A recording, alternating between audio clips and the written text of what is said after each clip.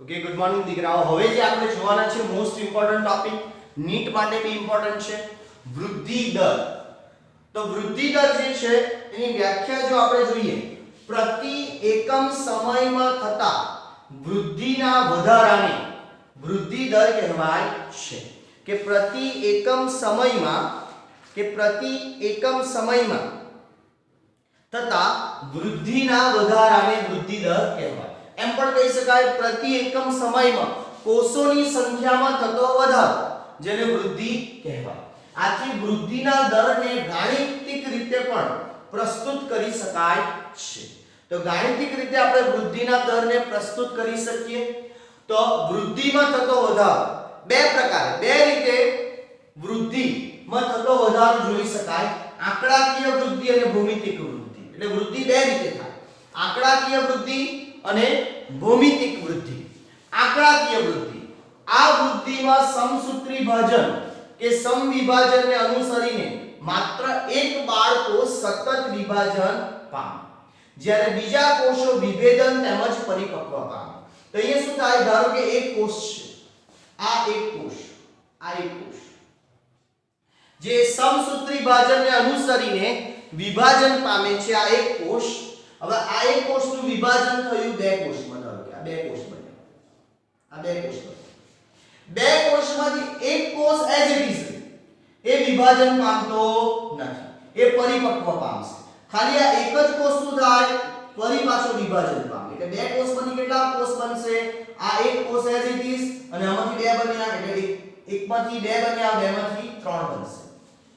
હવે જે છે ફરી પાછું, હવે જે છે આ બે કોષ જે છે જે નવા બન્યા એમાંથી એક કોષ સ્થાયી રહેશે, એ પરિપક્વ પામે, વિભેદન પામે, જ્યારે બીજો એક કોષ ફરી પાછો, એકમાંથી બે એટલે બે, ત્રણ ના કેટલા થઈ ગયા? ચાર. એટલે આ બે કોષ જે છે એ એઝ ઇટ ઇઝ છે. આ એકમાંથી બે બન્યા, આ બે બન્યા. એટલે એવી રીતે અહીંયા વધારો કેવો થશે કે દરેક વખતે વિભાજન થાય ત્યારે એક એક કોષ વધતો જાય. એટલે વૃદ્ધિ કેવી છે? આંકડાકીય વૃદ્ધિમાં વૃદ્ધિ અચળ છે. કે એક કોષમાંથી બે કોષ બન્યા એટલે એક કોષનો વધારો થયો, ફરી પાછો એક કોષનો વધારો, ફરી પાછો એક કોષનો વધારો થયો. એટલે ક્રમિક રીતે કોષમાં થતો વધારો કેવો છે? અચળ છે. કેવો છે? અચળ. ઓકે. તો આ વૃદ્ધિમાં સમસૂત્રી વિભાજન કે સમવિભાજનને અનુસરીને માત્ર એક બાળકોષ સતત વિભાજન પામે છે, તો જ્યારે બીજા કોષો વિભેદન તેમજ પરિપક્વ પામે. એક કોષ સતત વિભાજન કરે, અન્ય કોષો શું થશે? પરિપક્વ અને વિભેદન પામે. આંકડાકીય વૃદ્ધિ સતત દરે વિસ્તરણ પામતા મૂળમાં જોઈ શકાય છે. તો આંકડાકીય વૃદ્ધિ આપણને ક્યાં જોવા મળે? સતત દરે વિસ્તરણ પામતા મૂળમાં. એટલે મૂળમાં, મૂળના કોષોમાં આપણને આંકડાકીય વૃદ્ધિ જોવા મળે. અંગની લંબાઈ અને સમય વિરુદ્ધનો આલેખ અહીં આપણને કેવો મળશે? આ પ્રકારે રેખીય વક્ર. તમે જો વૃદ્ધિ કેવી છે? સતત. એટલે રેખીય વક્ર મળશે. એટલે સતત રીતે કોષોની સંખ્યામાં વધારો થાય છે. અને એનું સૂત્ર જે છે LT L0 RT. LT એટલે t સમય લંબાઈ, L0 એટલે શૂન્ય સમય લંબાઈ, R એટલે વૃદ્ધિ દર અને T એટલે સમય. તો તમને અહીં કદાચ વૃદ્ધિ દરનું માપન પૂછી શકાય. એટલે તમને ધારો કે આપી દેવામાં આવે વેલ્યુ કે ધારો કે એક વનસ્પતિના મૂળની અંદર શૂન્ય સમયે કોષોની સંખ્યા કેટલી છે? ધારો કે 50. t સમય કે t સમયે જે છે એટલે કે LT, t સમયે લંબાઈ કેટલી છે અને કોષોની સંખ્યા આપી દે. ધારો કે છે 500. તો વૃદ્ધિ દર આપણે શોધવાનો હોય આ, અને t સમય આપી દીધો છે. કેટલો સમય? ધારો કે કલાકમાં આપેલો 5 કલાક. તો 5 કલાકની અંદર જે કોષોની સંખ્યામાં વધારો થાય તે અહીં આપણને આપેલું છે. તો અહીં વૃદ્ધિ દરનું માપન આપણે શોધવાનું હોય. હવે બીજું ખાસ કે અહીંયા જે છે તમે જોશો તો નીટમાં જે MCQ કેવી રીતે પૂછાય કે શરૂઆતમાં કોષ આપેલા છે 10. હવે આ 10 કોષો જે છે જે 5 વખત વિભાજન કરે, 5 વખત વિભાજન. કેવી રીતે વિભાજન કરે? આંકડાકીય વૃદ્ધિ. કે જો આ કોષો 5 વખત વિભાજન કરીને આંકડાકીય વૃદ્ધિ દર્શાવતા હોય તો 5 વિભાજનને અંતે ટોટલ મળતા કોષો કેટલા? તો કેટલા થશે કે પહેલું વિભાજન 10 માંથી કેટલા થશે? 20 કોષ બનશે. આ પ્રથમ વિભાજન. હવે 10 કોષો પોતાની ક્ષમતા જાળવી રાખે વિભાજન કરવાની, અન્ય નહીં જાળવે, એટલે 10 માંથી 20 બન્યા એટલે 10 કોષોનો વધારો, અને અચળ હોય વૃદ્ધિ અહીંયા એટલે 20 માંથી કેટલા બનશે? જે 10 કોષો વિભાજન પામે 10 માંથી 20, બાકીના 10 એઝ ઇટ ઇઝ રહેશે. એટલે 20 ના કેટલા થાય? 30, 30 ના 40, 40 ના 50, વિભાજન 5 1, બીજું વિભાજન, ત્રીજું વિભાજન, ચોથું વિભાજન, 50 ના 60, આ પાંચમું વિભાજન. અને દરેક જગ્યાએ જો કોષોની સંખ્યા કેટલી વધે છે? અચળ દરે, એટલે 10 10 કોષોનો ઉમેરો થાય તો 5 વિભાજનને અંતે આપણને કેટલા કોષ મળે? 60 મળે. એટલે આંકડાકીય વૃદ્ધિની અંદર જે કોષ બન્યા એમાંથી એક કોષ પોતાનું સ્થાયી દર જાળવી રાખે, જ્યારે બીજો કોષ જે છે શું કરે? સતત વિભાજન કરશે. એ જ વિભાજનની ક્ષમતા ધરાવે. એટલે 10 ના 20, 20 ના 30, 30 ના 40, 50 ને 60. એટલે 5 વિભાજનને અંતે 10 કોષના કેટલા બને? 60 બને. ઓકે, તો આ જે કહ્યું આંકડાકીય વૃદ્ધિ, એટલે તમારે આ સૂત્ર યાદ રાખવાનું છે.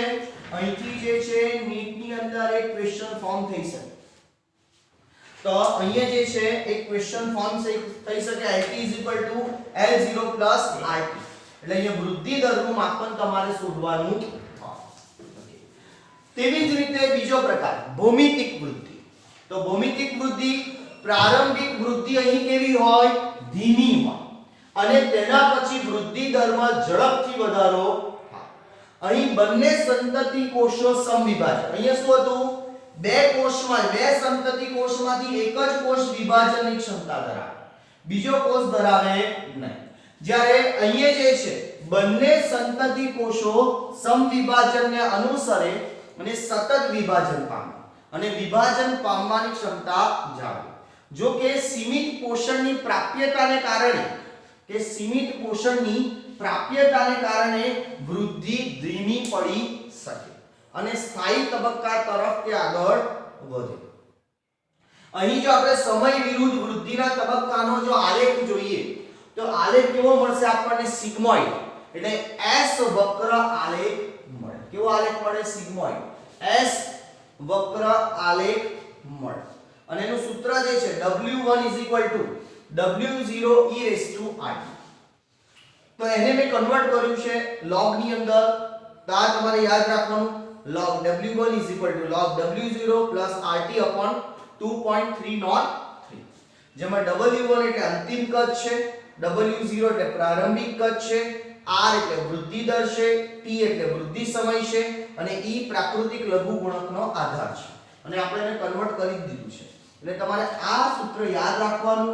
અહીંયા પણ ક્વેશ્ચન પૂછી શકાય નીટની અંદર કે તમને આપી દેવામાં આવે W1 એટલે અંતિમ કદ કોષોનું. જેમ કે સૂક્ષ્મ જીવોની અંદર તમને આપી દીધું ઉદાહરણ કે પ્રારંભિકમાં કોષો કેટલા હતા? 10, અને અંતિમ કોષો કેટલા છે? ધારો કે 10,000. તો એનો વૃદ્ધિ દર અને વૃદ્ધિનો સમય આપેલો હોય, વૃદ્ધિ દરનું તમારે માપન કરવાનું હોય. તો આ યાદ રાખો. log W1 log W0 + RT upon 2.303. હવે એનો આલેખ તમે જોશો. શરૂઆતમાં ધારો કે કોષો કેટલા હતા? 1, 1 ના 2, 2 ના 4, 4 ના 8, 8 ના 16. એટલે શરૂઆતમાં વૃદ્ધિ કેવી છે? ધીમી. એટલે કોષોની સંખ્યા કેટલી વધી? 1 વધ્યો, 2 વધ્યા, 4 વધ્યા, 8 વધ્યા, પછી 16 ના સીધા 32, 64, 128, 256, 512, 1024. કોષોની સંખ્યામાં વધારો જો 32 નો વધારો, 64 નો વધારો, 128 નો વધારો, 256 નો વધારો, 512 નો વધારો. એટલે કે પછી વૃદ્ધિ કેવી થાય? ઝડપી. પછી પોષક તત્વની નિયંત્રિતતાને લીધે હવે મર્યાદિત પોષક તત્વ છે એટલે વૃદ્ધિ દર કેવો બની જાય? સ્થાયી. હવે ઝડપથી વૃદ્ધિ થતી નથી કારણ કે કોષોની સંખ્યા કેવી છે? મર્યાદિત છે. એટલે સ્થાયી વૃદ્ધિ. એટલે શરૂઆતમાં ધીમી વૃદ્ધિ, ઝડપી વૃદ્ધિ અને પછી સ્થાયી વૃદ્ધિ આપણને જોવા મળતી. તો દીકરાઓ આ જે છે તમારે ખાસ યાદ રાખવું, નીટમાં પણ ક્વેશ્ચન પૂછી શકાય. બંનેમાં ફરક શું છે? અહીંયા આંકડાકીય વૃદ્ધિ અને ભૌમિતિક વૃદ્ધિમાં બે સંતતિના કોષોમાંથી એક જ કોષ વિભાજનની ક્ષમતા જાળવે, જ્યારે બીજો કોષ વિભાજન ક્ષમતા જાળવતો નથી. એ શું કરે? વિભેદ અને પરિપક્વ થાય. જ્યારે અહીંયા બંને સંતતિ કોષો વિભાજન પામે. તો અહીંયા આનો જો આપણે આ ઉદાહરણ લઈએ કે શરૂઆતમાં કોષ કેટલા છે? 10. 5 વિભાજન પછી કોષોની સંખ્યા કેટલી જોવા મળશે અહીંયા? તો 10 ના 20, 20 ના 40, 40 ના 80, 80 ના 160. વિભાજન કેટલા થયા?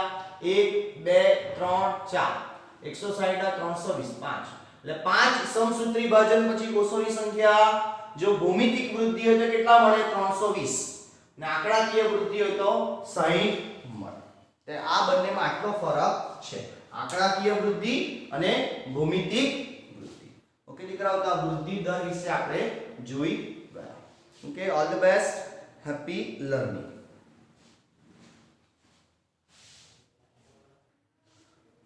ઓકે દીકરાઓ, હવે જે આપણે જોવાના છે આની અંદર આગળ તો એક આકૃતિ આપણને આપેલી છે ટેક્સ્ટ બુક ની અંદર. તમે જોશો તો એ આકૃતિ જે છે જે ભ્રૂણ વિકાસ દરમિયાન ભૌમિતિક અને આંકડાકીય વૃદ્ધિ બતાવે છે. ભ્રૂણ વિકાસ કે શરૂઆતમાં ધારો કે નરજન્યુ માદાજન્યુ શુક્રકોષ અને અંડકોષ ભેગા થયા અને યુગ્મનજ ફલિતાંડ એટલે કે યુગ્મનજ બન્યો.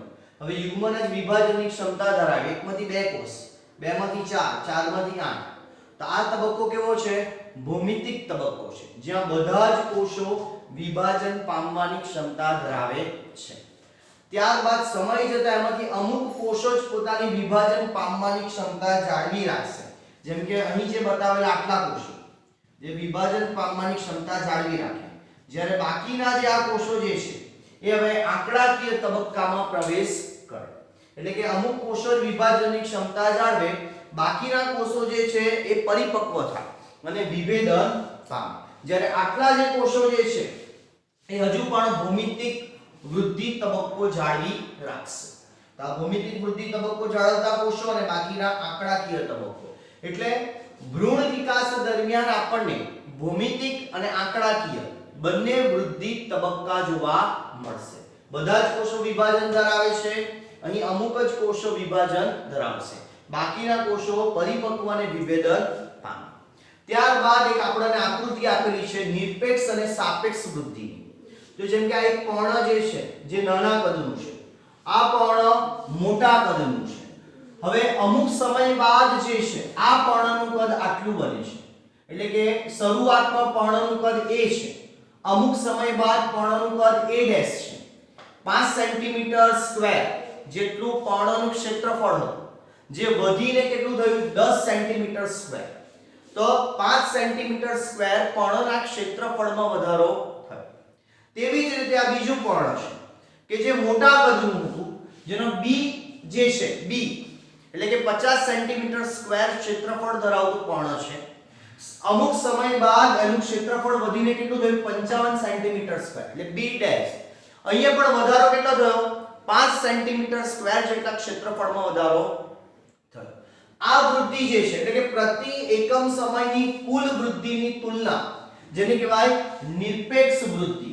પ્રતિ એકમ સમયની કુલ વૃદ્ધિની તુલના, જેને નિરપેક્ષ વૃદ્ધિ કહેવાય. પ્રથમ પર્ણની અંદર પણ 5 સેન્ટીમીટર સ્ક્વેરનો વધારો થયો, અહીંયા પણ 5 સેન્ટીમીટર સ્ક્વેરનો વધારો થયો ક્ષેત્રફળમાં. તમને કદાચ એવું થયું હશે કે બંનેની અંદર એક સરખા ક્ષેત્રફળમાં વધારો થયો તો બંનેની અંદર વૃદ્ધિ દર કેવો છે? સમાન છે. પણ એવું થશે નહીં. તો અહીં જે છે પર્ણ કદમાં નાનું હતું એટલે અમુક કોષોની સંખ્યા જ ઓછી છે. તો કોષોની સંખ્યા જો ઓછી હોય તો એની અંદર વૃદ્ધિનો દર કેવો હોય? ધીમો હોય. જ્યારે અહીં પર્ણ મોટું છે, કોષોની સંખ્યા વધારે છે, એટલે એનો વૃદ્ધિ દર કેવો હશે? ઝડપી હશે. એટલે કહેવાનો અર્થ એટલો છે કે અહીં કદાચ એવું બને કે આ પર્ણને આટલું બનતા 10 દિવસ લાગ્યા હશે, 5 સેન્ટીમીટર સ્ક્વેર જેટલું ક્ષેત્રફળ વધારવામાં, જ્યારે આ પર્ણ એક જ દિવસની અંદર 5 સેન્ટીમીટર સ્ક્વેર જેટલું ક્ષેત્રફળ વધારી દીધું. એટલે આ સાપેક્ષ વૃદ્ધિ દર બતાવે છે કે કોષોની સંખ્યા વધુ હોવાને કારણે ઝડપથી વિભાજન કરે ને 5 સેન્ટીમીટર સ્ક્વેર જેટલી વૃદ્ધિ બતાવી દે ક્ષેત્રફળમાં, જ્યારે અહીં એ જ વસ્તુને થતા 10 દિવસ લાગશે.